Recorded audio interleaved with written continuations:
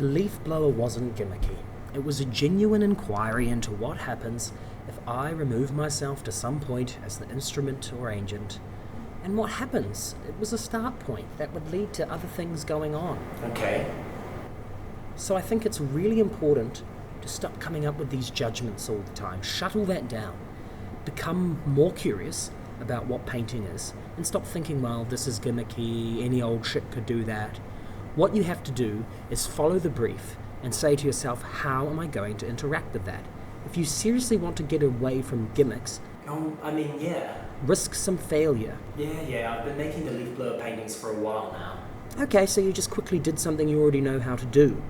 If I looked at that and set it up as a proposition towards myself, not towards Noel, more of a provocation towards myself, I know where it's from, I like what it's doing, but I'm anxious to find other possibilities in terms of the power of the paint, especially since you have painted and you have painted. You should be able to look at yourself critically and what you have problems with and how you either underwork and overwork. I sense when I see your work a lack of patience. You want real solution and you want really quick solutions. How do you stop that? How do you stop that?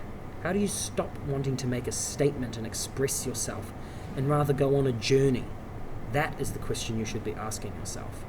So what would you say, in terms of these issues that we've confronted, would be an interesting thing to do to a canvas like this? Well, I agree with what you're saying about how I want to find quick solutions to things. But, I've been dealing with this leaf blower process for a while now, and, most of the paintings I handed in last year were leaf blower paintings, and I've applied it to a whole bunch of different areas. If I can just give you a little bit more context about why I'm feeling this way about them, then maybe I was just reading Jerry Saltz, and he made this post with a whole bunch of stuff, and again this comes back to the whole judgment thing, but he called it crapstraction and paintobation. It's just biggish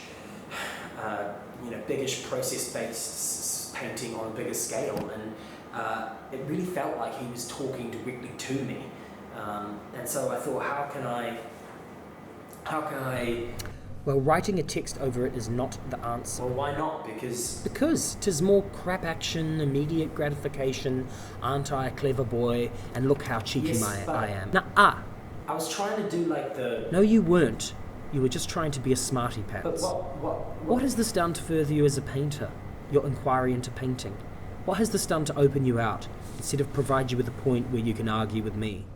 Because you won't be able to argue with me. I'll just stand all over you. I'm much smarter than you, much more experienced. Yeah, well, that's great, because, this is what I want.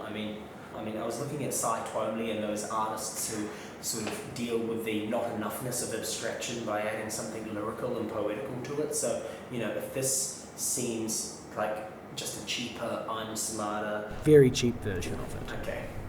Yeah, and I think you should just let it go, really. Let the text go. It's a visual language, not text. So just leave it. Leave it. And test what happens if you start to work with surfaces more subtly. What is this, acrylic? Yes. What if you start working with oil paint? What would happen to you if you had to face the challenge of just taking a brush and painting with it?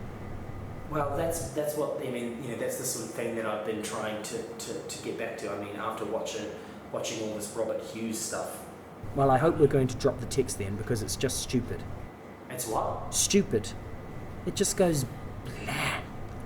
I don't want to see your angst on here because I don't care about it, I want to see how you can translate your angst about your work and your painting into action, rather than provocations that aren't even provocative. It's like, I feel like I've got a wedgie when I look at that. It doesn't move me on anything. So what I would hope is that stop performing painting, and get down and struggle with a medium that is the trickiest medium in the world.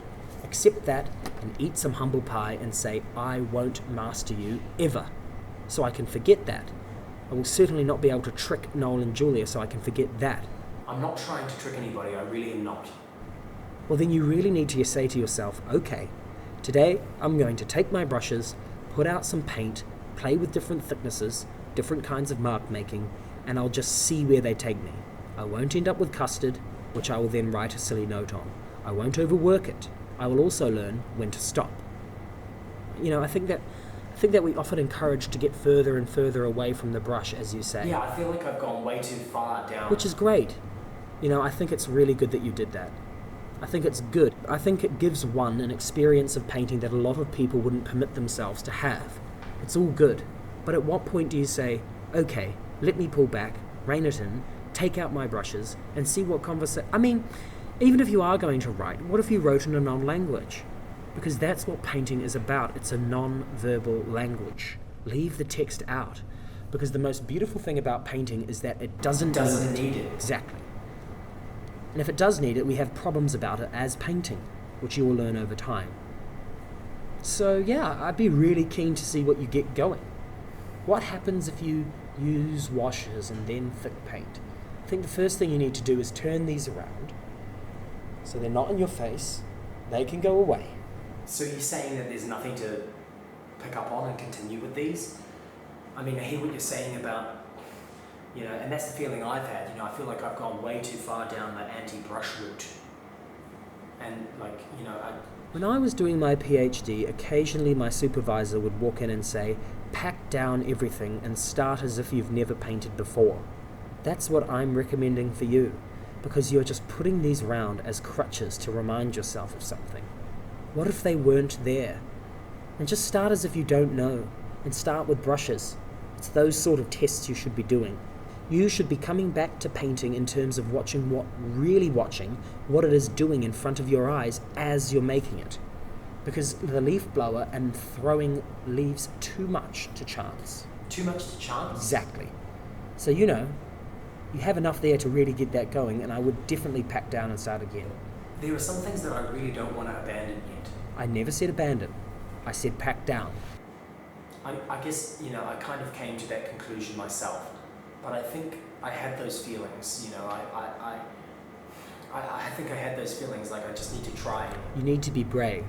The thing is, I thought I was being brave doing all this stuff. It's okay. We always do. That's all good. But there are moments in our life when we do brave things and they offer extraordinary possibilities. But then there comes a point where they exhaust them in the terms of the way that you're looking at them. And that's when you pack down. You start with something new, and then you say, do I bring something of what you were into this? And that's me. Thank you, Julia. Sorry, I'm setting a timer so I can be fair to the other students. That's good. But yeah, that's where I'd go. Pack down, put all this away, get something to paint on, whatever you fancy, and paint as a painter. A good old traditional, someone with a brush, and then see where it takes you. You might actually think this is a pile of shit, but you don't know. But you have to let it lead you now. Are we good? Yep. Cool-E-O. Let me just see who I've got. This is unusual for me. Okay, so it's Ezra. Where's Ezra? Ezra's right round there. Right round there.